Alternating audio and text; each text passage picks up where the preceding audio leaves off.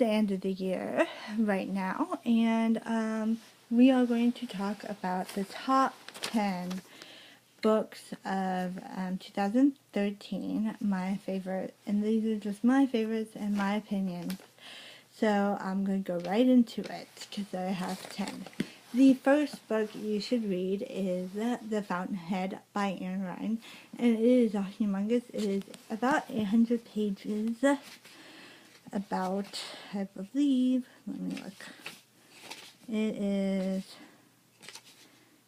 704 pages my edition is. And this one was a really good book. I read it during Booktubeathon in the summer, and it was a really long book, but it was really, really good, and it really impacted me, and it kind of like changed the way I think about, like, how to succeed and what to do when you succeed. It's a really good book. The second book that that is one of my favorite reads this year was Princess by Jean P. Satin. This is a true story. It's not written by the princess herself, but it was kind of co-written secretly. This is about a girl who lives in Saudi Arabia, and she kind of explains about women and kind of the society, the culture of the cultural, but like more of male dominant kind of gender roles, the gender roles in the Saudi Arabia culture or the Muslim culture.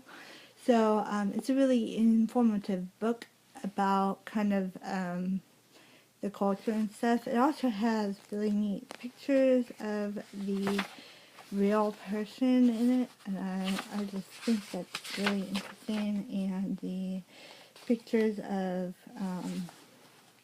like, that's the burial site where they bury all the women.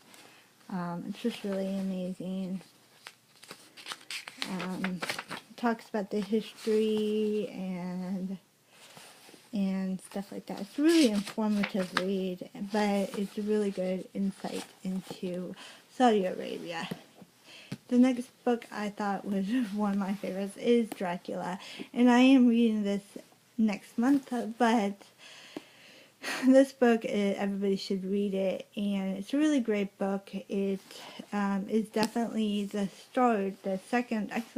second or third book that's a vampire. It deals with vampires, but this kind of hyped up the thing about vampires. So now that we have Vampire Diaries and Vampire Academy and all these other vampire books, this one started it all, and it's a really good book.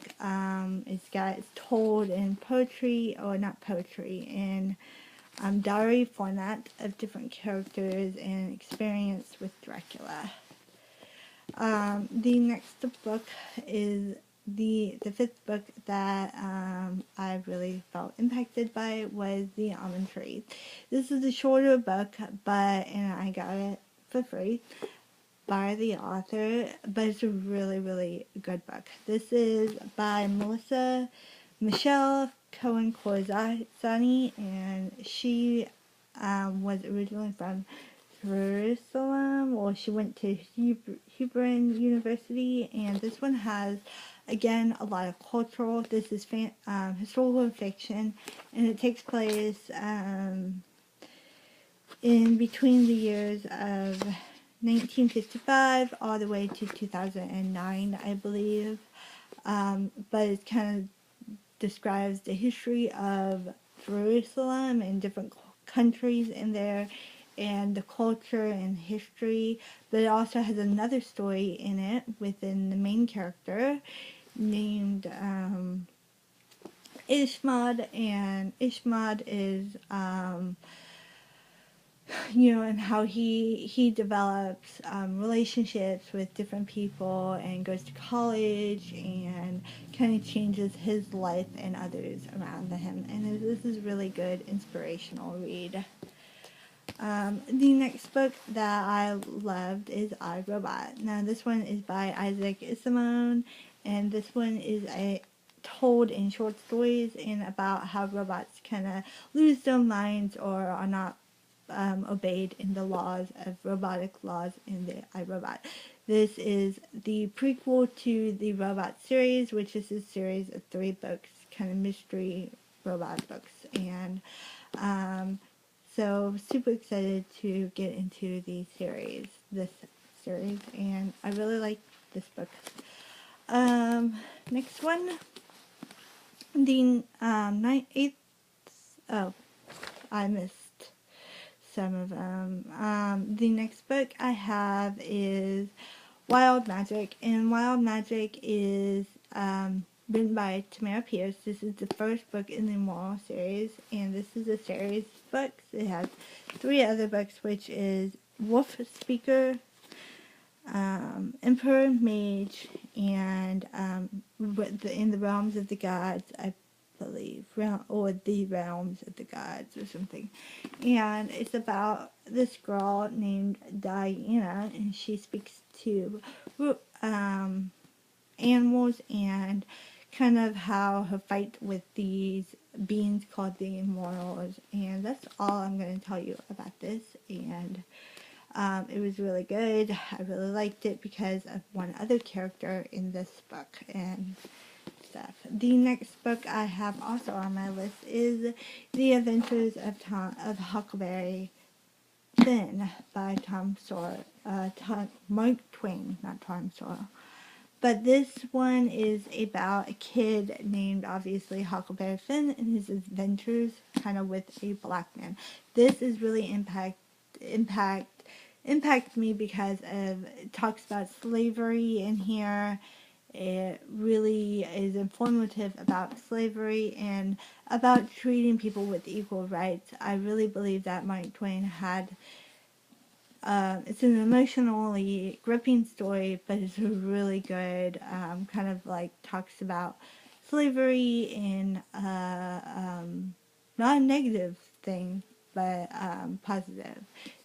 It's kind of positive, but it does have about how slavery was, everybody viewed slavery as a positive.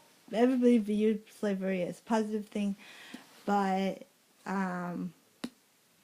they just, this book actually says that people who were slaves had feelings and stuff like that. This one's what's really cool about this one. It has some pictures in there, on these, and it has some pictures within the story too. This one's a really old copy, and I absolutely love the story.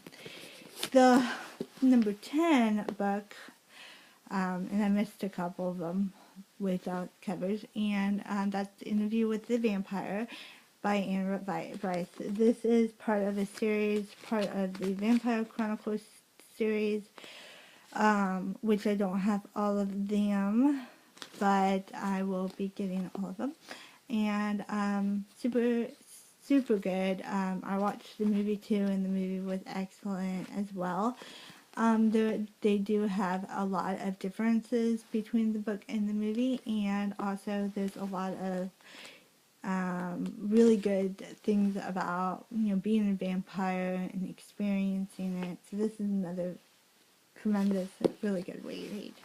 The other ones that I've read that are also really good, I don't have the cover for it, is Alice's Adventures in Wonderland, and this is by Lewis Carroll, and it's really interesting about the backstory, but I'm not going to do that. But that's a really good story about a girl who goes and dreams this huge, imaginative, wonderful dream, and it's a really great novel, and you should read it. It's only 10 chapters, so it doesn't take very long to read. The next book is Wuthering Heights, and I love this book by Emily Bronte. It's about Catherine and Heathcliff is the first part in their love and kind of their relationship, and the second part is really about Heathcliff and the second generation children, and it's really interesting about Heathcliff's characters. I have a video about that, and I have all about videos talking about most of these except Dracula, I believe. And I hope you all have a great day, and bye-bye.